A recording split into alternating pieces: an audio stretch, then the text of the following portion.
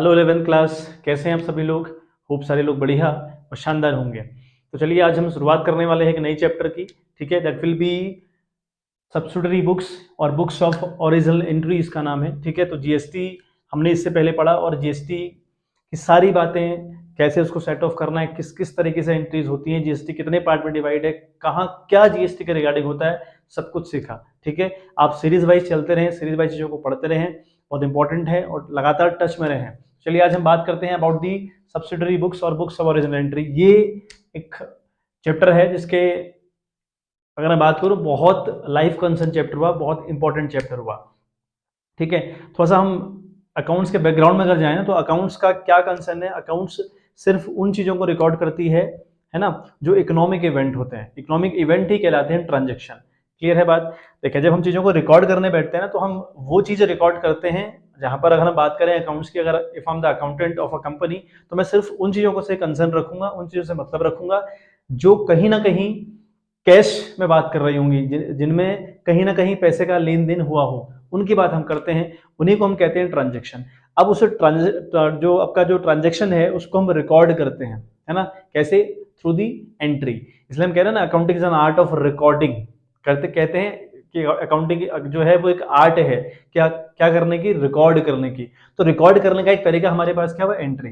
Entry हम लोग कर देते हैं, एंट्री पास आउट हम लोग कर देते हैं, वो चीज रिकॉर्ड हो जाती है फर्म के अंदर। ठीक, बट जरा सोच के देखो, अगर फर्म बहुत बड़ी लेवल पर काम कर रही होगी, बहुत बड़ा ऑर्गेनाइजेशन अगर होगा जहां पर रोज लाखों इवेंट होते हैं, तो जरा सोच के देखो क्या ये पॉसिबल है कि सारे ट्रांजेक्शन को एक साथ रिकॉर्ड किया जाए और एक आदमी से सारा काम करवाया जाए।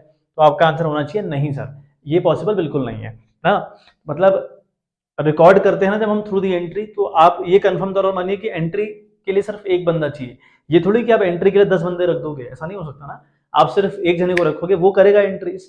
लेकिन मैं कह रहा हूं अगर दिन भर में लाख ट्रांजेक्शन किसी कंपनी के अंदर होते हो, लाख बार लेन देन होता हो, तो क्या वहां पॉसिबल है कि भाई आप एंट्रीज कर लो। ठीक है, नहीं पॉसिबल है। तो फिर एक तोड़ निकाला कि अच्छा एक काम करते हैं, हम एक नया हथियार पैदा करते हैं जिसका नाम है सब्सिडरी बुक्स और बुक्स ऑफ ओरिजिनल एंट्री। ये क्या है, ये रिकॉर्डिंग का एक तरीका है। मतलब इस केस में आप एंट्री ना करो, आप जरूरी नहीं कि जो भी चीजें आप जो भी इवेंट आपकी कंपनी के अंदर हुआ उसको through the entry he record करना है, ऐसा बिल्कुल जरूरी नहीं है। आप इन बुक्स की हेल्प ले लीजिए। क्या है देखें एक बार, इसके डेफिनेशन में जाते हैं। डेफिनेशन में लिखा है बच्चों, subsidiary books are special purpose books. ये स्पेशल पर्पस बुक होती हैं for recording the business transaction. देखा, मतलब बिजनेस ट्रांजेक्शन को रिकॉर्ड करने के लिए स्पेशल पर्पस बुक होती हैं। ठीक है, of similar and repetitive nature. ठीक है, मतलब किनको रिकॉर्ड करेंगे, जो सिमिलर होंगे, मतलब सेम होंगे और रिपीटेटिव नेचर के होंगे। ठीक है, with voucher support the source document. अब देखें, मैं आपको बताऊं सब्सिडरी बुक्स का मतलब हुआ, आप जरूरी नहीं है कि एंट्रीज करो, है ना, जरूरी नहीं है कि एंट्री के थ्रू ही रिकॉर्डिंग होती है। हमने सीखा है accounting is an art of recording, classifying, then summarising. But record करने की एक तरीका हमने सीखा भाई एंट्रीज थी। तो मैंने आपको उसका ये लॉजिक दिया कि जब लाखों चीजें एक दिन में होंगी तो रिकॉर्ड करना पॉसिबल नहीं है, और एक आदमी से कितना काम करवाओगे भाई, नहीं पॉसिबल है। तो सब्सिडरी बुक्स का आप यूज करो। कितने टाइप की देखो क्या क्या बुक्स होती हैं। First of all cash book, एक सब्सिडरी बुक्स आपकी होती है कैश बुक। ठीक है, अब यहाँ पर मैंने क्या लिखा है, subsidiary books are special purpose books for recording business transaction of similar and repetitive nature. ये बहुत इंपॉर्टेंट लाइन है ना, of similar and repetitive nature. यानी आपकी एक बुक है बच्चों कैश बुक। ठीक, इस कैश बुक में आप क्या रिकॉर्ड करोगे, सारे के सारे कैश ट्रांजेक्शन। यानी आपकी कंपनी के अंदर अगर आपके कुछ भी कैश में हो रहा होगा उसको आपने रिकॉर्ड करना है यहाँ। इसलिए लिखा है कि of similar and repetitive nature, यानी जो रिपीटेटिव नेचर के होंगे और सेम नेचर के होंगे उनको रिकॉर्ड करोगे एक बुक में। ठीक है, ऐसा ही है सब्सिडरी बुक का मामला। तो पहली सब्सिडरी बुक हमारी हुई कैश बुक। इस कैश बुक में हम क्या रिकॉर्ड करेंगे, बिजनेस के वो सारे इवेंट जो कैश में होते हैं, या वो सारे ट्रांजेक्शंस जो कैश में होते हैं बच्चों, उसे आप क्या करेंगे, कैश बुक में रिकॉर्ड। तो ये हुई आपकी पहली सब्सिडरी बुक्स।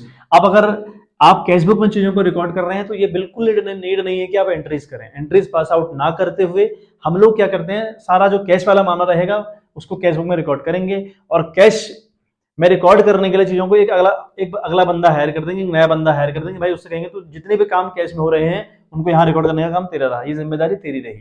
ठीक, अगला अगर हम बात करें, दैट इज, अगर हम अगली बात करें दैट इज परचेज बुक, है ना, ये आपकी परचेज बुक है।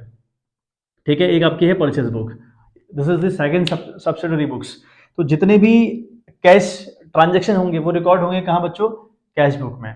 अब जो उधार में होंगे ना बच्चों, जो उधार में होंगे उनकी एंट्री हम परचेज बुक में करते हैं। But the most important thing, जिस चीज को आप रिकॉर्ड करने जा रहे हो ध्यान रखिएगा कि वो आपके बिजनेस से कंसर्न करता हो, वो आपके बिजनेस को हाईली रिलेट करता हो। फॉर एग्जांपल मैं आपको दूं, देखें अगर आपने मान लिया एक मशीन खरीदी, ठीक है, आपने बच्चों एक मशीन खरीदी इन कैश, आपने एक मशीन खरीदी इन कैश ऑफ ₹20,000, मान लिया आपने 20,000 की एक मशीन खरीदी, तो ये 20,000 रुपए की मशीन आपने कैसे खरीदी, नगद। तो अगर आपने कुछ भी कंपनी में नगद खरीदा हो उसे आप रिकॉर्ड करें इन दी कैश बुक, ठीक बात। बट अगर आपने उधार खरीदी होती है ना, अगर आपने उधार खरीदी होती तो फिर आप उसको यहाँ रिकॉर्ड करते परचेज बुक में। लेकिन मैंने आपसे क्या कहा, आप ये बहुत टेक्निकल दिमाग लगाइए कि भाई जो चीज मैं रिकॉर्ड करने जा रहा हूं वो मेरे बिजनेस से रिलेट करती हो। किस केस में, परचेज बुक के केस में। कैश बुक के केस में ये नहीं सोचना, कैश बुक के केस में जितनी भी चीजें आपकी कैश में होंगी सबको रिकॉर्ड करते चलो आपकी कैश बुक में, ठीक है। अब कोई इवेंट उधार होगा उसको रिकॉर्ड करूंगा परचेज बुक में, बट परचेज बुक में रिकॉर्ड करने से पहले आप बिल्कुल अनुमान लगा ले, बिल्कुल कंफर्म हो जाए कि हाँ ये हमारे बिजनेस से रिलेट करती है। फॉर एग्जाम्पल अगर मैं क्लोथ का बिजनेस कर रहा हूँ, मान लिया मैंने कपड़े की एक दुकान खोल रखी है, दुकानदार है कपड़े की दुकान खोल के बैठा हुआ है, वो क्या करता है बच्चों, वो कपड़े खरीदता है और बेचता है ना। अगर वो कपड़े उधार खरीदे तो वो कैश, अगर वो कैश में खरीदे ना, अगर वो कपड़े खरीदे कैश में या कैश में बेचे तो रिकॉर्ड करेगा कैश बुक में, क्लियर है बात। अगर वो कपड़े खरीदे उधार में तो उसे वो परचेज बुक में रिकॉर्ड करेगा, ठीक। क्यों, क्योंकि वो बंदा क्लोथ में डील कर रहा है और क्लोथ ही उसने खरीदे हैं। बट अगर यही दुकानदार एक लैपटॉप खरीदे या एक कंप्यूटर खरीद ले, ये बंदा एक कंप्यूटर खरीद ले, ठीक है, अब इसने अगर कंप्यूटर खरीदा नगद तो इसकी रिकॉर्डिंग कैश बुक में होगी। लेकिन अगर इसने कंप्यूटर उधार खरीदा, अगर इसने कंप्यूटर उधार खरीदा, किसने, इस कपड़े की दुकान वाले ने, तो इस कंप्यूटर का उधार खरीदना आपकी परचेज बुक में रिकॉर्ड नहीं होगा। क्यों नहीं होगा, क्योंकि परचेज बुक में सिर्फ और सिर्फ वो ट्रांजेक्शन रिकॉर्ड होते हैं जो उधार हों और बहुत हाई लेवल से कंसर्न करते हो आपके अकाउंट को या हाईली रिलेट करते हो आपको, आपके बिजनेस को, ठीक है। अब कंप्यूटर खरीदना काम थोड़ी है यार आपका, आपने बिजनेस किस चीज का खोला हुआ है, आपने बिजनेस खोला है कपड़ा बेचने और खरीदने वाला, तो भाई आप कंप्यूटर बेचने कहां से आ गया, तो कंप्यूटर की रिकॉर्डिंग यहाँ एटलीस्ट नहीं होगी, ठीक है। तो आपने याद रखना कि परचेज बुक में उधार वाली चीजें रिकॉर्ड होती हैं, लेकिन इंपॉर्टेंट है याद रखना कि वही चीज रिकॉर्ड होगी जिसमें आप डील कर रहे हैं, जो आपके बिजनेस को रिलेट कर रहा है, ठीक है, जो आपके बिजनेस से हाईली कंसर्न है, ठीक है बात। चलिए थर्ड बुक की बात करते हैं, दैट विल बी, ठीक है, परचेज रिटर्न बुक। आई बात समझ में, परचेज रिटर्न बुक आपकी क्या होगी, परचेज रिटर्न बुक, या इसको हम बोलते हैं, ठीक है, चलो एक नाम फिलहाल आप इस पर डिस्कस करें, that will be purchase return book.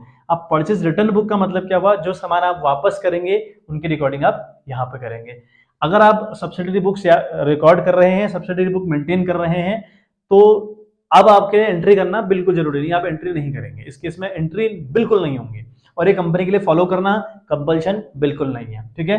तो परचेज रिटर्न बुक हो गई आपकी, ठीक है बात। अगली अगर हम बात करें दैट विल बी, इसको एक बुक और कहते हैं, इसको हम कहते हैं रिटर्न आउटपुट बुक, है ना, रिटर्न आउटवर्ड बुक भी कहते हैं, ठीक है, रिटर्न आउटवर्ड, है ना, रिटर्न आउटवर्ड बुक भी इसको हम बोल रहे होते हैं, ठीक है, रिटर्न आउटवर्ड बुक भी इसको बोलते हैं, किसको, परचेज रिटर्न बुक को, ठीक है बात। चलिए चौथी समझते हैं, अगली हमारी होगी सेल्स बुक, ठीक है, अगली हमारी होगी सेल्स बुक, यानी ये सेल्स बुक अगर आप नगद बेचें, ठीक है, तो रिकॉर्ड करेंगे कैश बुक में, क्लियर है बात।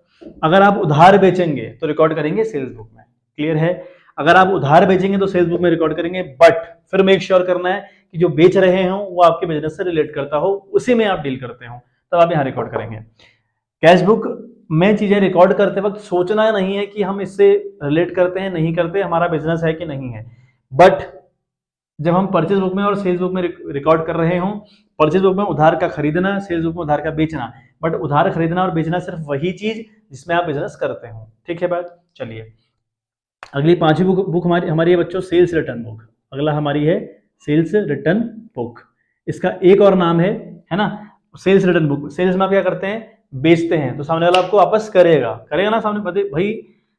परचेज जो सेल्स रिटर्न का मतलब क्या हुआ, आपने सामान बेचा और सामने वाले ने आपको वापस कर दिया, मतलब आपका सामान वापस आया, तो इसको रिटर्न इनवर्ड बुक भी कहते हैं, ठीक है।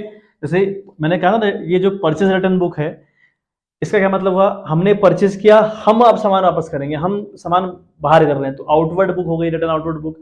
सेल्स अगर हम सामने वाले को करेंगे, अगर वो हमको वापस करेगा तो हमारा सामान इनवर्ड हो रहा है ना, तो लिखते हैं उसको purchase inward book, sorry not purchase, sales inward book, उसको हम बोलेंगे सेल्स इनवर्ड बुक। तो ये एक नाम और भी हुआ इसका। ठीक है बच्चों, तो अगली एक बुक है हमारे पास छठी, दैट इज बिल्स रिसीवेबल, है ना, बिल्स रिसीवेबल बुक। अब बिल्स रिसीवेबल बुक का मतलब क्या हुआ, देखो आप जिनको सामान बेच रहे हो आपके डेटर्स है ना, जिनको आप सामान बेच रहे हो उधार में वो आपके डेटर्स हैं। अगर आपको डेटर्स कंफर्म तौर पर गारंटी दे देना कि हम आपका पैसा इतनी तारीख को इतने बजे तक चुका देंगे, उसे बोलते हैं बिल्स रिसीवेबल।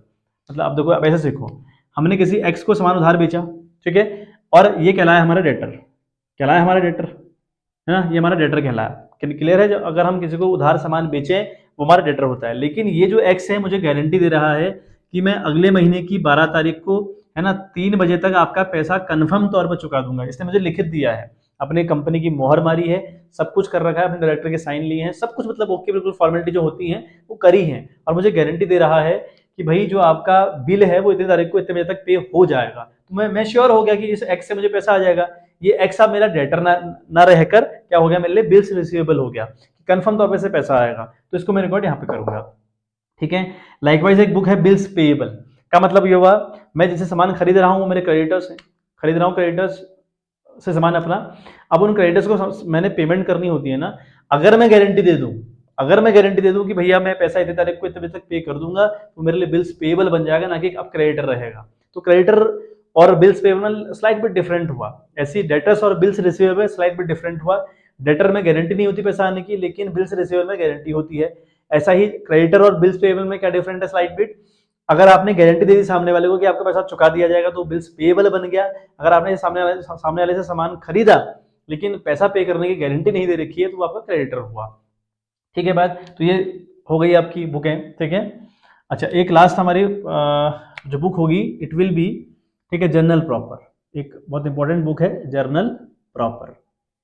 ठीक है बात, और जनरल प्रॉपर बुक क्या है, यानी जिन चीज की रिकॉर्डिंग कहीं नहीं हो सकती ना, कोई ऐसा ट्रांजैक्शन जिसकी रिकॉर्डिंग हम कहीं नहीं कर पा रहे, कैश बुक में नहीं कर पा रहे, परचेज बुक में नहीं कर पा रहे, रिटर्न बुक में नहीं कर पा रहे, सेल्स रिटर्न बुक में नहीं कर पा रहे, है ना, बिल्स रिसीवेबल में नहीं कर पा रहे, बिल्स पेएबल में नहीं कर पा रहे, तो उसकी एंट्री हम जनरल प्रॉपर में करेंगे या उसकी रिकॉर्डिंग हम जनरल प्रॉपर में करेंगे। फॉर एग्जाम्पल मैंने आपको दिया था क्लोथ वाला एग्जाम्पल कि एक दुकानदार है जिसने कपड़े की दुकान खोली है, कपड़ा बेचना खरीदना इसका मेन काम हुआ।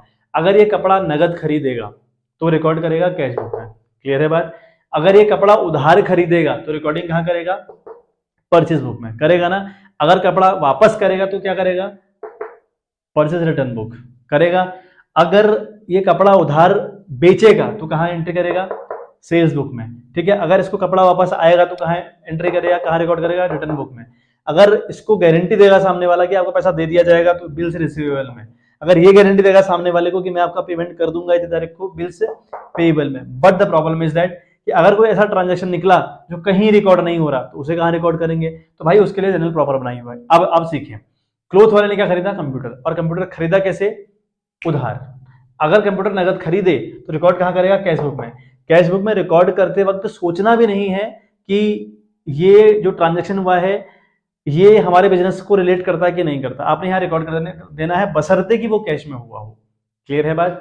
अच्छा अब देखें, अगर इसने कंप्यूटर खरीदा उधार में तो भाई कंप्यूटर खरीदना हमारे बिजनेस से कंसर्न करता ही नहीं है, तो इसके एंट्री हम परचेज बुक में तो नहीं कर सकते, या परचेज बुक में इसको रिकॉर्ड तो नहीं कर सकते, है ना, अलाउड ही नहीं है। मैंने कहा परचेज बुक में होगा उधार वाला रिकॉर्ड, बट सिर्फ वही जिसमें आप डील कर रहे हैं। आप डील किस में करते हैं, आप डील कपड़ों में करते हैं, भाई इसको तो आप रिकॉर्ड कर ही नहीं सकते, है ना। तो फिर आप रिकॉर्ड कहाँ करेंगे, जनरल प्रॉपर में।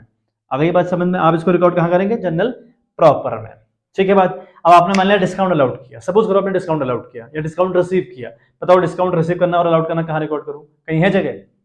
डिस्काउंट रिसीव करना, डिस्काउंट अलाउड करना कोई कहीं है, वो कैश में तो करोगे नहीं आप, तो वो यहाँ पे रिकॉर्ड नहीं होगा क्योंकि कैश बुक में कॉलम ही नहीं होता डिस्काउंट का।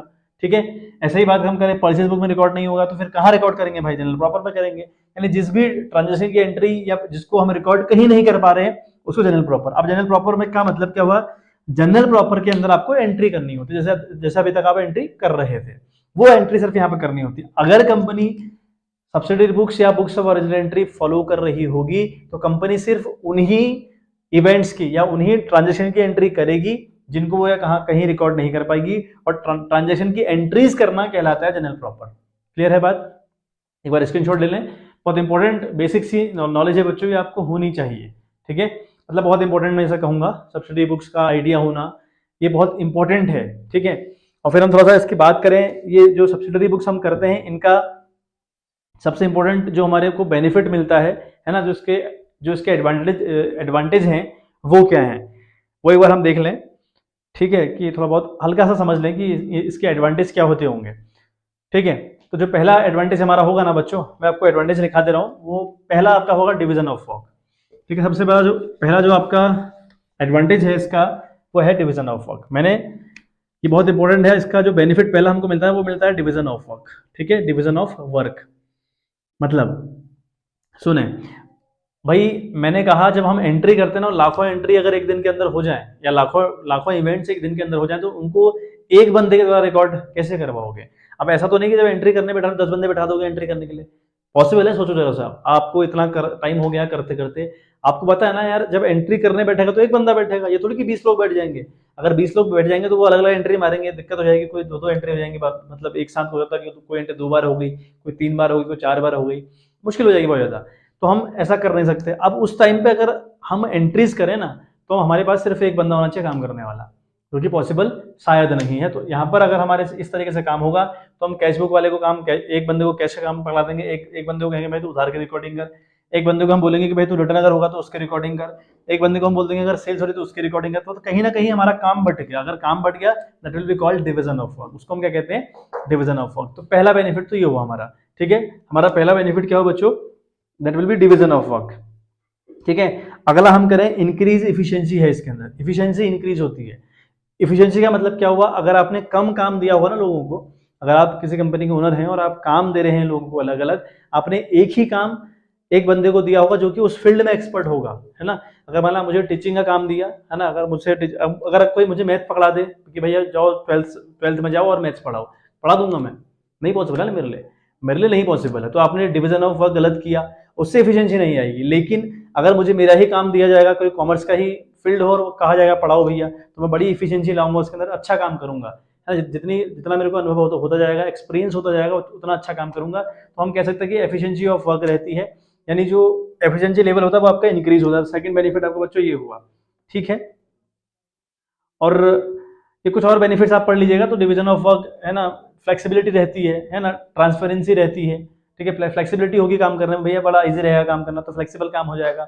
और ट्रांसपेरेंसी बहुत अच्छे से हो सकती है, क्योंकि आप जिस बुक को चाहो उस बुक को क्रॉस चेक कर सकते हो, है ना। ऑडिटिंग बहुत आसानी तरीके से हो सकती है। तो बहुत सारे बेनिफिट्स हैं, कोई भी बेनिफिट आप लिख दीजिए, आपको समझ में आ गया होगा आप कि इससे क्या बेनिफिट्स हमको हो सकते हैं, ठीक है। तो ये मेन टॉपिक है ना। बुक्स में बहुत कुछ लिखा है, आपको नोट्स मिल जाएंगे और थोड़ा बहुत पढ़ लीजिएगा नोट्सों से, तो आपको हेल्प ही करेंगे। चलिए आज के लिए बच्चों इतना ही, मिलते हैं आपसे इन द नेक्स्ट वीडियो, तो तक के लिए bye bye, have a good day.